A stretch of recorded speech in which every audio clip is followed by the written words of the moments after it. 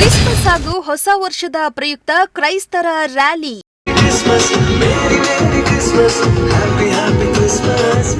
ರ್ಯಾಲಿಗೆ ಚಾಲನೆ ಕೊಟ್ಟ ಶಾಸಕ ಎಚ್.ಬಿ. ವೆಂಕಟೇಶ್.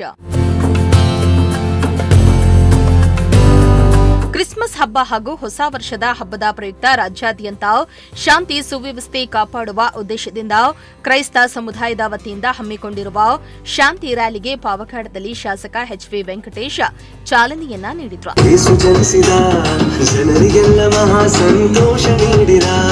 ಇನ್ನು ರ್ಯಾಲಿಗೆ ಚಾಲನೆ ನೀಡಿದ ಬಳಿಕ ಮಾತನಾಡಿದ ಶಾಸಕ ಎಚ್.ಬಿ. ವೆಂಕಟೇಶ್ ಅವರು ಬೇರೆ ಬೇರೆ ಸಮುದಾಯದವರಿಗೆ ದೇವಸ್ಥಾನ ನಿರ್ಮಾಣಕ್ಕಾಗಿ 11 ಕೋಟಿಯನ್ನ ಕೊಟ್ಟಿದ್ದೇವೆ. ನಮ್ಮ ಕ್ರೈಸ್ತ ಬಾಂಧವರಿಗೂ ಸಹ ಚರ್ಚ್ ಅನ್ನ ನಿರ್ಮಾಣ ಮಾಡಲು ಹಣ ನೀಡುತ್ತೇನೆ ಎಂದಿದ್ದಾರೆ.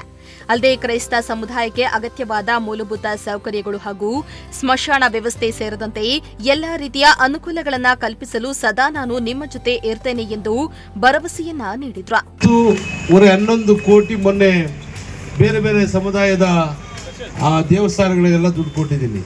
ನಮ್ಮ ಕ್ರೈಸ್ತ ಬಾಂಧವರಿಗೆ ಒಂದು ಚರ್ಚ್ ಕಟ್ಟಲಿಕ್ಕೆ ಒಂದು ನಿವೇಶನ, ಅದಕ್ಕೆ ಒಂದು 10-15 ಲಕ್ಷ ಗ್ರಾಂಟ್ ಅನ್ನು ಕೊಡ್ತೀನಿ ಅಂತ ಹೇಳಿ